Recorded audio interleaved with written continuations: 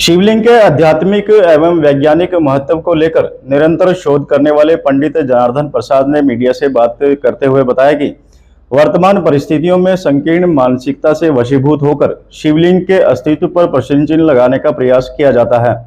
पंडित जनार्दन प्रसाद ने कहा कि आदि गुरु शंकराचार्य द्वारा रचित पंचाक्षर मंत्र एवं शिवलिंग के वास्तविक स्वरूप का आध्यात्मिक व वैज्ञानिक रूप से बहुत बड़ा महत्व है। उन्होंने कहा कि शिवलिंग एक प्राकृतिक विज्ञान है जो संपूर्ण ब्रह्मांड का सार माना जाता है। उन्होंने पंचाक्षर मंत्र का विस्तार से व्याख्यान किया। ओम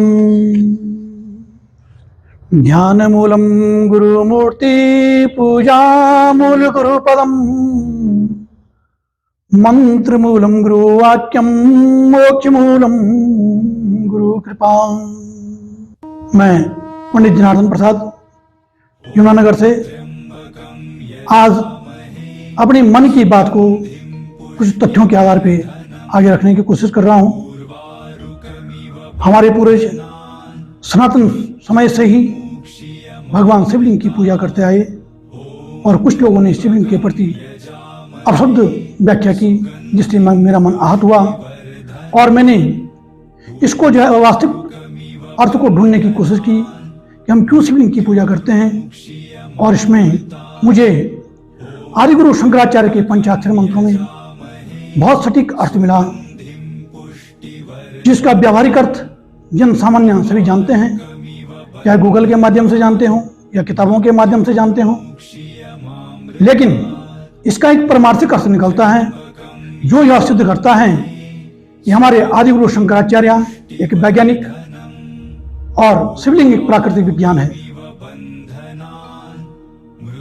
जिसमें जैसे कि पहला मंत्र है नागेंद्र हाराय, जो हर नक्षत्र मंडल है इसका स्वरूप मालाकार है, एक माला की तरह है और इसका प्रभाव सर्पाकार है, जिसको हम नाड़ीभेद चक्र के रूप में सभी ज्योतिषी विद्वत जन सभी अच्छे ढंग से जानते हैं और इसकी कई अच्छाइयां जानते हैं। नागेंद्र हाराय त्रिलोचनाय,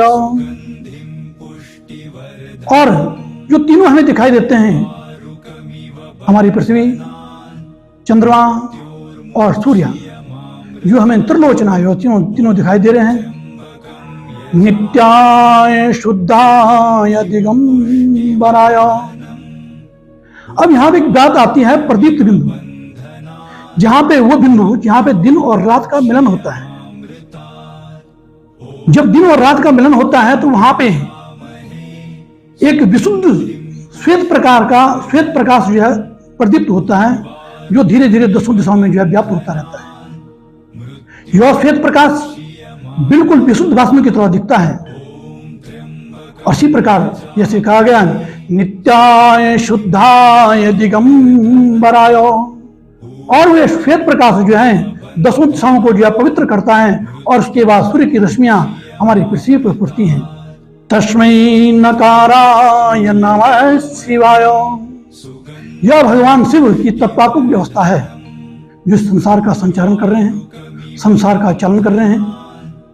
ये अर्थात हमारा जो पहले मंत्र का अर्थ है वो यह है, जो हमारे नक्षत्र मंडल का स्वरूप है वह दिखने में मालाकार, इसका प्रभाव सर्पाकार या नागाकार है, और सूर्य, चंद्रमा, पृथ्वी तीनों दर्शनीय जो हमें नित्य दिखाई देते हैं।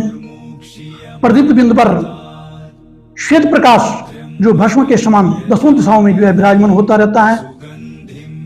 ऐसी तत्वात्मक व्यवस्था बनाने वाले नकाराय, वह तत्वात्मक शिव जो ऐसी व्यवस्था बनाते हैं, उनको हम बारंबार प्रणाम करते हैं।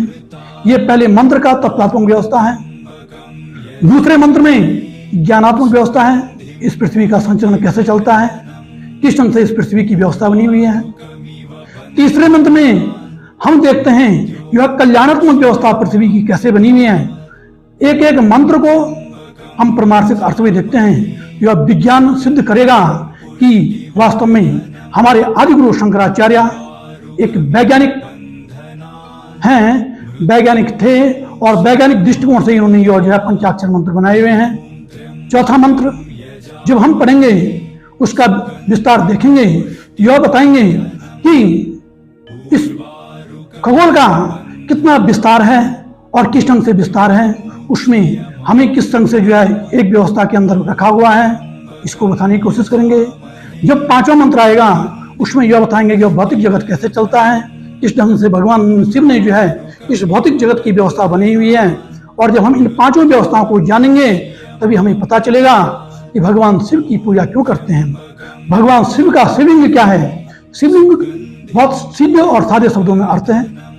शिव का अर्थ कल्याण और लिंग का अर्थ प्रतीक है।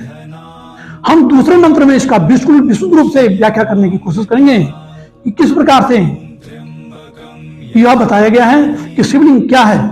ये दूसरा मंत्र बिल्कुल इस तथ्य को जो है उजागर करेगा। और मैं ये चाहता हूं जो हमारे विद्वज्जन हैं, वो ब्राह्मण हैं, कोई भी विद्वज्जन बुद्धिजीवी जो हैं, वो सभी इसको जाने और जो थोड़ा बहुत मेरे से अकेले इतना भार नहीं फोड़ सकता है, अकेले में कोई कमी रह गई हो उसको दूर करें और इस तथ्य को उजागर करें और हम सच्ची श्रद्धा भाव से भगवान शिव के शिवलिंग का पूजन करें। भगवान इस पृथ्वी के देवत्व को भी समझें और इस देवत्व को भी नमन करें, न कि इसको जो है एक वहम की तरह फैलाएं, इसको एक प्रकार से जो है लोगों को अंधकार में न रखें। और सबका हक है, सबका अधिकार है, वो अपनी बात को रख सकते हैं, लेकिन फिर भी हम भगवान के इस पृथ्वी के तत्व को समझ करके, इस पृथ्वी के स्वरूप को समझ करके और हमारे पूर्वजों ने कितनी महानता के हिसाब से इस शिवलिंग का वर्णन किया, हम एक ज्योतिष के हिसाब से अगर बुद्धिजीवी मेरे साथ दें तो मैं यह बताने की कोशिश करूंगा यह शिवलिंग क्या चीज है, हमारे पूर्वज कितने सिद्ध थे। यह इतना छोटा विषय नहीं है कि किसी ने चारों आदमियों के बीच में उंगली उठा दी और हमारे पूर्वजों का इतनी बड़ी शोध को जो है उंगली दिखा करके अभद्र रूप में इसकी व्यवस्था बताई। ऐसे अभद्र व्यवस्था नहीं बतानी चाहिए, क्योंकि यह हमारा स्वाभिमान है। यह हमारे पूर्वज विज्ञान के संचालक रहे हैं और वह दैविक और दैहिक भौतिक तीनों का जो संचालन किया है, इसका प्रमाण हमारे पुराणों में, हमारे शास्त्रों में सब जगह मिलता है।